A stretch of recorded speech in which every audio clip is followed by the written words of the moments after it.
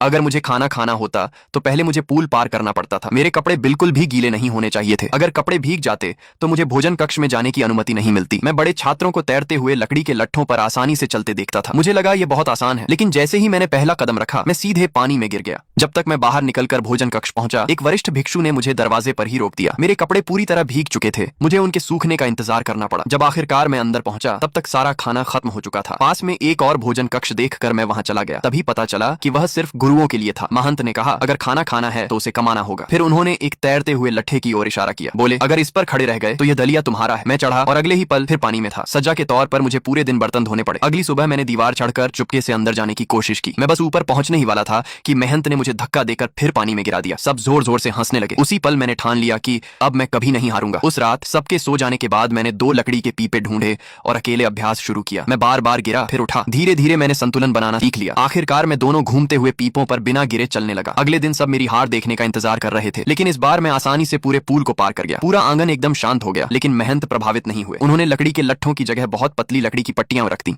अब तो सबसे कुशल छात्र भी पानी में गिरने लगे। मैंने भी कोशिश की और मैं भी गिर गया। खाना पाने के लिए हम सब दिन रात अभ्यास करते रहे, लेकिन कुछ भी काम नहीं आया। फिर महंत ने मुझे एक प्लेट दी और कहा, इसे पानी में फेंको। प्लेट तुरंत डूब गई। फिर उन्होंने खुद प्लेट फेंकी। उनकी प्लेट पानी की सतह पर उछलती हुई दूर निकल गई। तब उन्होंने समझाया, जितना जोर से कदम रखोगे लकड़ी उतनी जल्दी डूबेगी। उसी पल मुझे सब समझ आ गया। उस दिन के बाद मैं हर रात पूल के किनारे अभ्यास करता, गिरता, उठता, फिर उठता। कुछ दिनों बाद मैंने पानी पर दौड़ने की कला में महारत हासिल कर ली। महंत ये सब चुपचाप देख रहे थे। कुछ समय बाद उन्होंने मुझे चैम्बर 34 भेजा। वहां सिर्फ बाजुओं की ताकत की ट्रेनिंग होती थी। मुझे पानी से भरी 2 बाल्टियां उठाकर चलना पड़ता था। दोनों तरफ तेज धार वाले ब्लेड लगे थे। एक छोटी सी गलती मुझे बुरी तरह घायल कर सकती थी। लगातार 3 महीने तक मेरे हाथों में छाले पड़े रहे। धीरे धीरे मेरा शरीर पहाड़ की तरह स्थिर हो गया। अब मैं बाल्टियां उठाकर दूसरे छात्रों की भी मदद करने लगा। महंत खुश हुए और मुझे चैम्बर 33 भेज दिया। वहां कोई हथियार नहीं था, सिर्फ एक लकड़ी का मछली ड्रम और एक विशाल घंटा था। जब भी महंत ड्रम बजाते मुझे उसी समय घंटा बजाना होता। पहले मुझे लगा कि इसका मार्शल आर्ट्स से कोई संबंध नहीं है। फिर उन्होंने मुझे बड़ा हथौड़ा पकड़ा दिया। मैंने पूरी ताकत लगा दी, लेकिन उसे उठा भी नहीं पाया। तभी मुझे समझ आया कि यह घंटा बजाने की नहीं बल्कि कलाई की ताकत बढ़ाने की ट्रेनिंग थी। बांस का डंडा लगभग 12 फीट लंबा था और हथौड़ा उसके बिल्कुल सिरे पर लगा था। जितना पीछे से पकड़ता वह उतना ही भारी लगता। उसे उठाने के लिए मुझे हाथ धीरे धीरे आगे खिसकाने पड़ते। फिर भी कुछ ही वार के बाद मेरी कलाइयां सुन्न हो जाती। डंडा हाथ से छूटकर जमीन पर गिर जाता, लेकिन किसी ने मेरी तरफ देखा तक नहीं। सब अपनी प्रार्थना में लगे रहे, जैसे कुछ हुआ ही ना हो। मेरे अहंकार को गहरी चोट लगी। उस दिन से मेरी कलाइयां बार बार घायल होती रहीं, ठीक होती, फिर अभ्यास, फिर चोट, फिर ठीक। यही सिलसिला चलता रहा। धीरे धीरे मैंने अपनी ताकत पर पूरा नियंत्रण पा लिया। हथौड़ा पहले से हल्का महसूस होने लगा। फिर एक दिन महंत ने अचानक ड्रम की गति बढ़ा दी, लेकिन इस बार मैं हर एक वार का सही समय पर जवाब देता गया। पहली बार मैंने उनके चेहरे पर मुस्कान देखी और उसी पल मैंने अगले चैम्बर में जाने का अधिकार हासिल कर लिया।